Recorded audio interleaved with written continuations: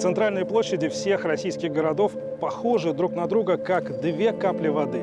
Без вкуса, без цвета, без запаха. Центральная площадь в городе Чистополе – это типичный образчик того, что мы с вами, вряд ли что-то можем хорошего, прекрасного добавить к тому, что было создано предыдущими поколениями. Здесь, как и повсюду, дома 19-го, начала 20 веков с недоумением буквально взирают на то, что было придумано и построено нами впоследствии. Вот, например, зданию вот этой гостиницы «Чистополь» место, конечно, совсем не на площади, а скорее, может быть, на задворках где-нибудь какого-нибудь промышленного комбината. И во всем остальном тоже.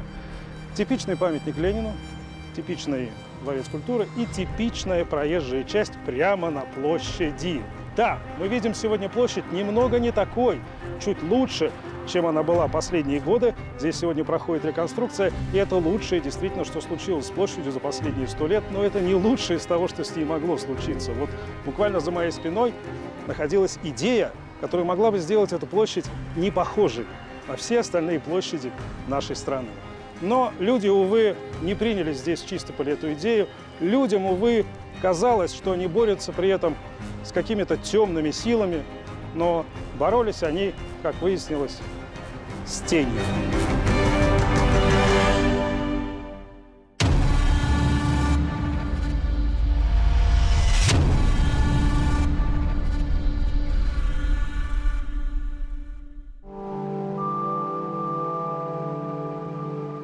История всегда в деталях. И сейчас, когда площадь практически приобрела законченный новый вид, эти детали читаются, и понятно, из чего состоит этот механизм. Он состоит из истории.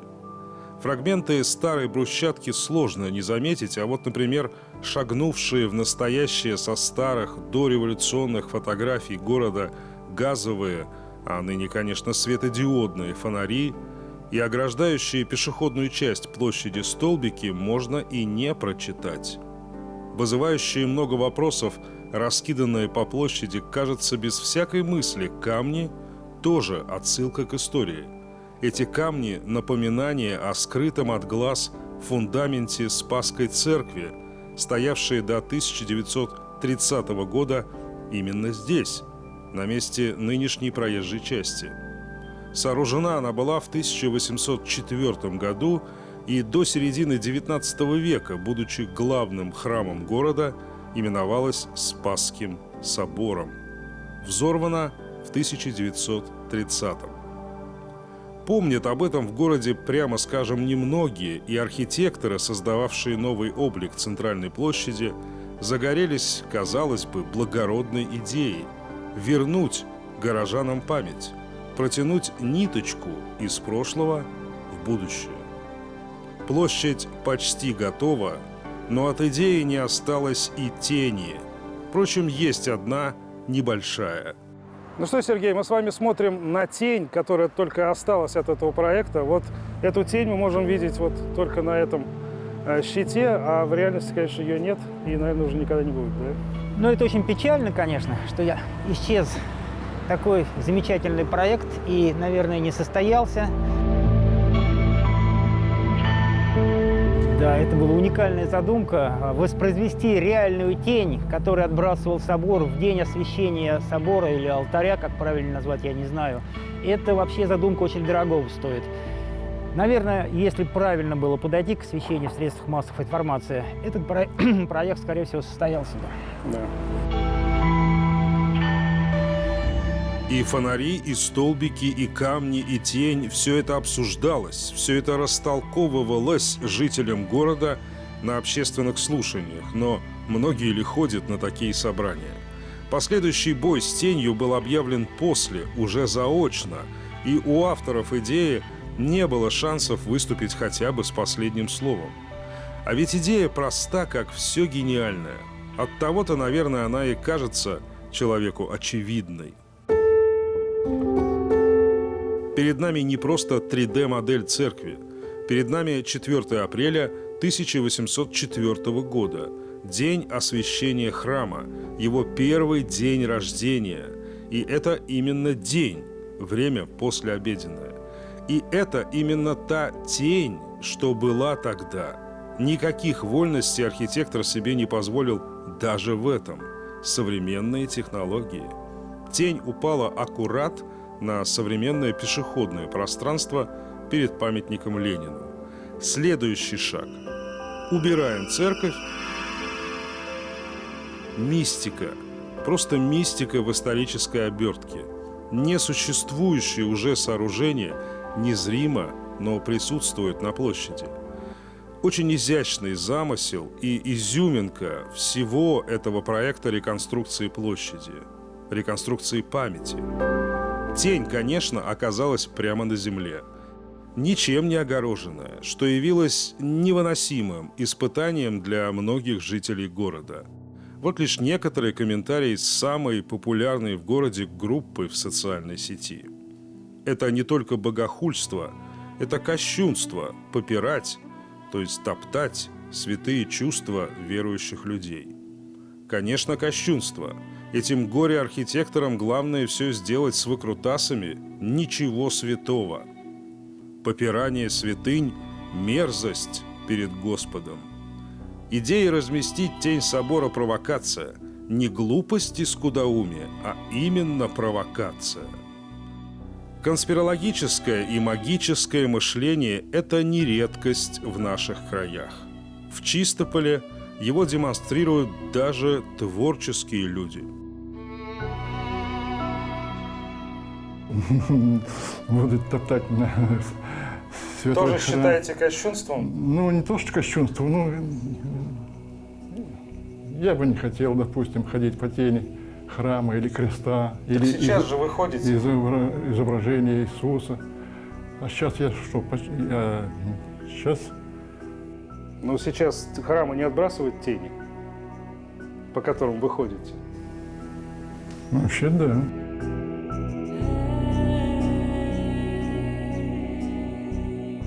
Но ведь дело в том, что это же не просто какого-то здания тень, а это же собор. А? Но вы же сейчас ходите по тени от собора, от существующего.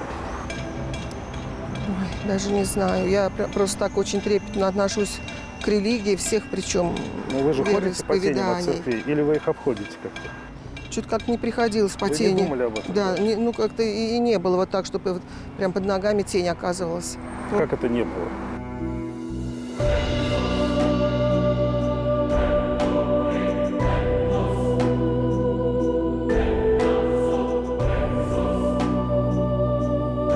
Очень сложно сказать что-то против человеку, который считает, что ходить по тени от храма – это значит попирать ногами священную тень. Но если человек считает, что неправильно, он может 30 метров обойти с той или с другой стороны. Я думаю, что это небольшой труд. Но такие люди, как правило, регулируют не сколько собственное поведение, сколько поведение окружающих. В данном случае, к сожалению, эти люди отрегулировали мнение целого города и позицию целого города. Как все новое, в штыки на всякий случай, а там разберемся. Хотя каждый день они ходят по этим теням мечетей, церквей здесь, по городу, и внимания не обращают.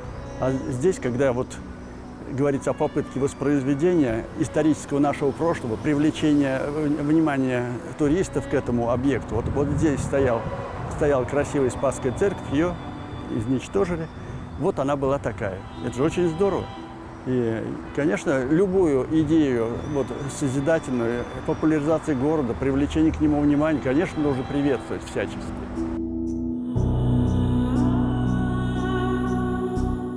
Групповой нарциссизм, жаждущий идеалов. Нарциссизм и ханжество, возвышающее даже самых малых. Мы святые, мы защитники морали. Вы – топтатели наших знамен.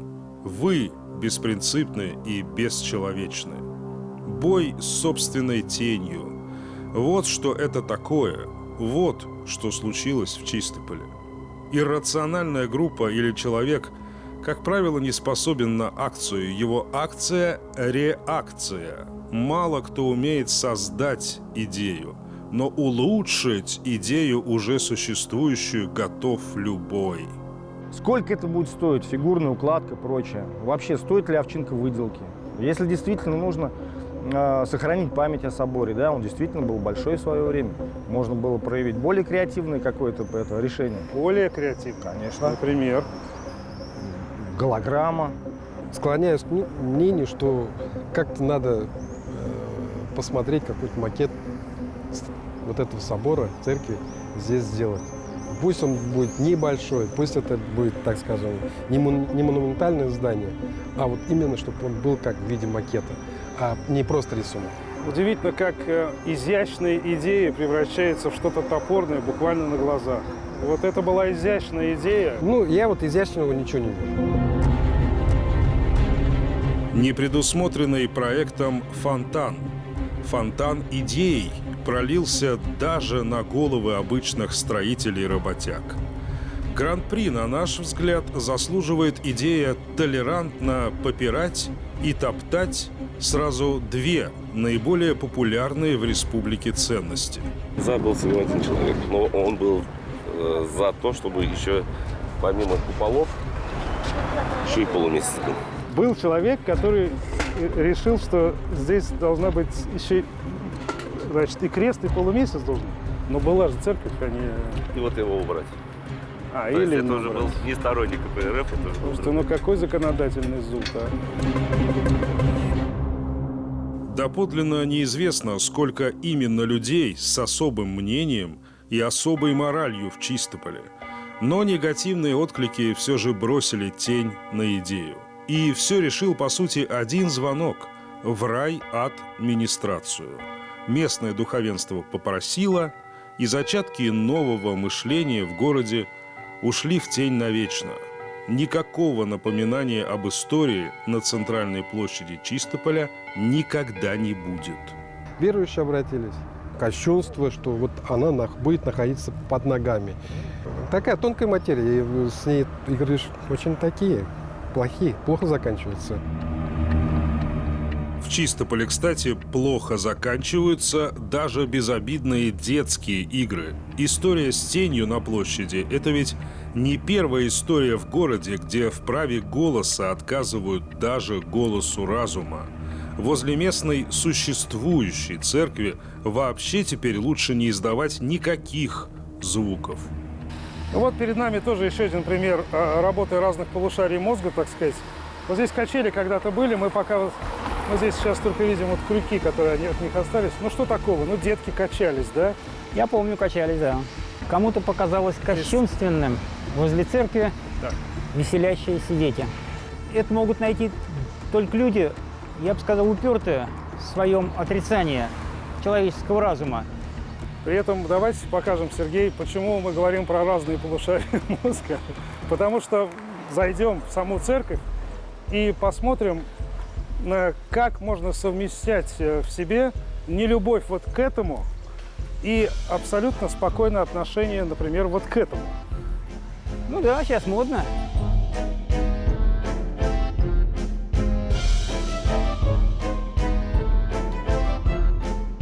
Вот это, я не знаю, орудие пыток или это все-таки качелька, да? Качелька.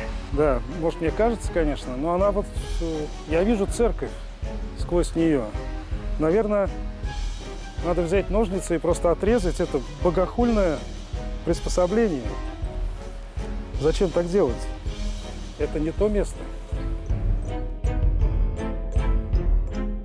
Вот о чем мы говорим, да? Почему-то как-то очень избирательно. Тут вижу, тут не вижу, да? Да не надо искать плохое в каждом действии, тем более детей. Вот уверен, что никого не хотели оскорбить, никого не хотели обидеть. Они просто дети, они просто веселились. Почему им запрещать надо веселиться в этом месте? Одно небольшое развлечение детям у церкви все же оставили. Прыжки на месте, как образ мыслей, здесь явно одобряются. Даже удивительно видеть какие-то ростки жизни в атмосфере такой задуховности. Однако не очень-то высоко подпрыгнуло то общество, в котором последнее слово принадлежит служителям культа и их высокомерным адептам архаичных мировоззрений. Почему один звонок в обоих случаях может перечеркнуть то, что уже было одобрено людьми на общественных слушаниях? Почему вот так-то? Почему без дискуссий? Это критика или это расправа? это осталось бы на многие-многие-многие-многие годы, и люди бы думали, а почему она здесь? Задавали вопросы, а что она отражает, эта тень, и почему именно здесь, и что здесь было? Об этом бы все знали, если бы была тень. А сейчас мимо пройдут и не вспомнят, и не узнают. Иногда спрашивают, а где она была? Так вот здесь. Я думаю, не будет преувеличением сказать, что люди вообще только в июне 22 года узнали о том, что 100 лет назад здесь какая-то церковь. Совершенно верно. Очень многие только об этом впервые узнали. Почему город, его жители, похоронив одну хорошую идею, даже не подумал о рождении другой, новой?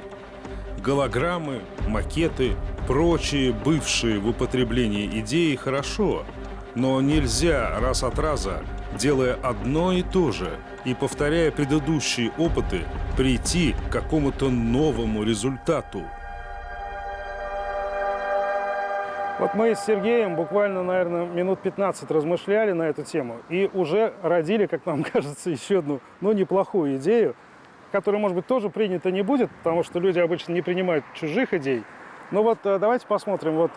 Представьте себе, что на этом плафоне изображена церковь, а именно отражение этой церкви. То есть, если представить его себе как зеркало, то можно увидеть в отражении церковь, стоящую здесь.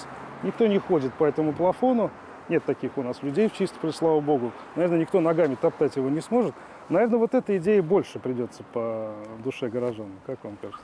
Наверное, какие следы старых зданий нужно не стесняться показывать. Пусть люди видят, пусть люди смотрят.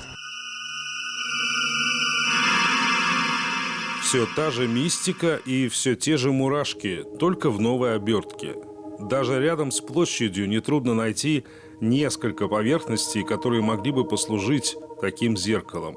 В 150 метрах отсюда здание начального училища середины XIX века у лицея номер 1. А на нем незрячее уже окошко, которое может и вспомнить то, что оно видело когда-то. Из этого окна кто-то когда-то наблюдал за той церковью, которая стояла буквально в 100 метрах здесь. Она была прекрасно видна. И, конечно, на отражение очень многие будут обращать внимание. Я думаю, это еще одна достопримечательность практически будет в городе. Конечно. Людей будут привозить сюда и задавать вопросы. Конечно. Как вы думаете, это еще одна откуда зацепка в прошлое. Это такой вот якоречек, который нас вернет в те времена. У этой идеи противников, надо думать, будет поменьше. Хотя бы идейных противников. Тут уже нет особого простора для ханжества. Топтать и попирать сложновато будет. Хорошо. Это не то слово, как бы, понимаете, это вот, да, зрительно ты увидишь и... И люди по домам не ходят. Да. Окошко можно разбить, правда. Идея хороша еще и тем, что, видоизменяясь и развиваясь, она способна кругами разойтись по всему городу. В Чистополе масса уличных холстов, ожидающих своих живописцев. Вот на этих многочисленных глухих заборах, например, вполне можно отобразить сцены уличной жизни города XIX века. Сюжетов и идей для этого, тьма. Чистополь – город художников, которые с удовольствием примут участие в таком проекте. Я думаю, что за желающим дело не станет. Вопрос в том, разрешит ли нам администрация это проводить. Я думаю, это будет смотреться интереснее, чем вот эта вот продажа средств для борьбы с комарами, да? Да, этот мурал надо выкинуть просто. Если уж его разрешили, наверное, можно сделать что-то более выдающееся, да, на этих поверхностях.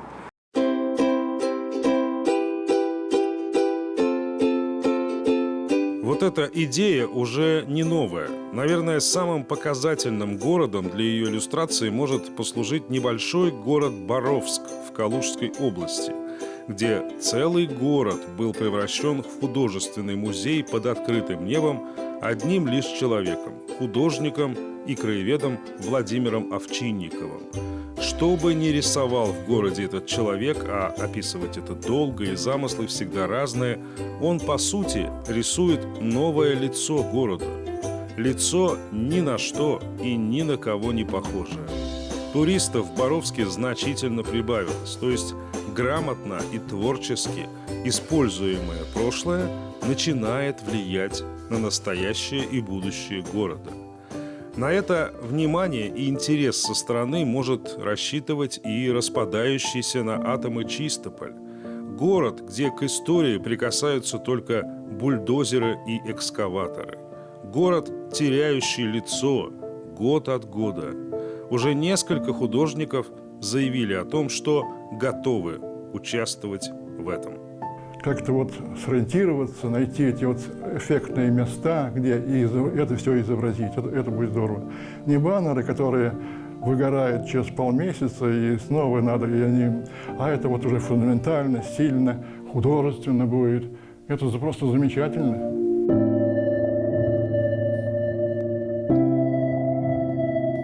У меня в душе такая боль. Я с ней, наверное, уйду. Я родился в Чистополе, знаю Чистополь, каждый двор. В каждом дворе был, рисовал, крылечки и так далее. Архитектура была потрясающая. Льва Толстого называлась раньше дворянской. Она действительно была дворянской. Такие были интересные дома с резьбой и так далее. И все это уничтожено. И это больно. Больно до невозможности. Сказать даже слов не хватает. На той самой улице Толстого в Чистополе в 300 метрах от центральной площади стоит дом номер 114.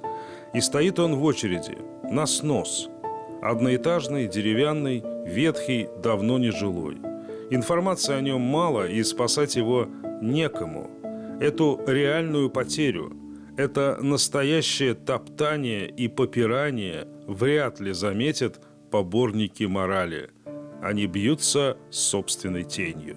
Дело в том, что вот этот дом по Льва Толстого 114, он сам по себе, возможно, и не несет какой-то уникальной совершенно ценности историко-культурной.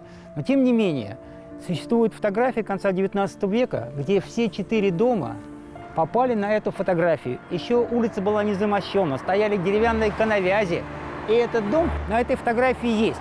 Они все составляют единый архитектурный ансамбль этой улицы. И это вообще уникальный случай, потому что на Льва Толстого, тогда она называлась Дворянской, вообще вот так 4 дома подряд не найдешь, которые сохранили бы свой облик. Да и в городе очень мало.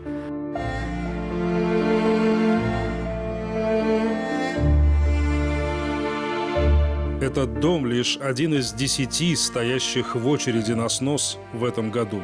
Стандартная цифра для города – 10.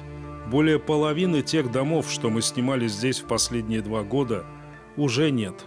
Ни тени от них не осталось.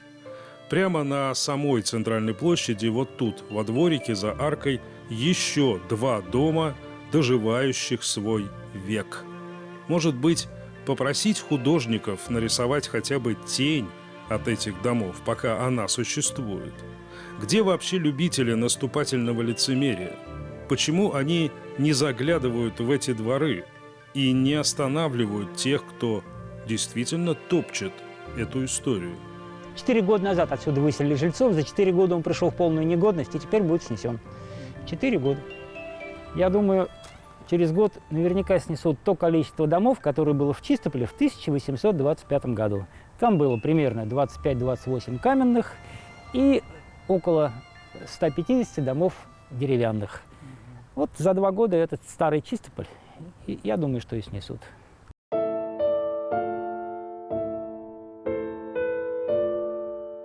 Впрочем, прогресс есть даже в Чистополе. И двигают им, создают его вот такие люди, как краевед и неравнодушный горожанин Сергей Кронберг, занятый постоянным поиском сокровищ в родном городе и рассказом о них. Недавно созданный экспертный совет, в который он входит, займется, будем надеяться, сохранением и возрождением тех теней прошлого, которые еще остались в городе. Возможно, наступят в городе и такие времена, когда в нем возникнет общество, когда люди начнут создавать новые связи и превращаться в горожан, не объятых беспричинным иррациональным страхом от всего нового и нестандартного. В горожан, осознавших тот простой факт, что в городе возможны перемены, новые связи, новые идеи, новые краски. Вера спасет наше общество. Вера в собственные силы. Я призываю к тому, чтобы сохранять каждый объект культурного наследия и не объект тоже. средовую застройку нужно сохранять. Ну, нельзя ничего убирать в этом городе уже. Уже убрали настолько много, что дальше, мне кажется, все катастрофа. Иначе мы придем к финалу такому плачевному, что... Одна только тень и останется. Да, тень останется от города.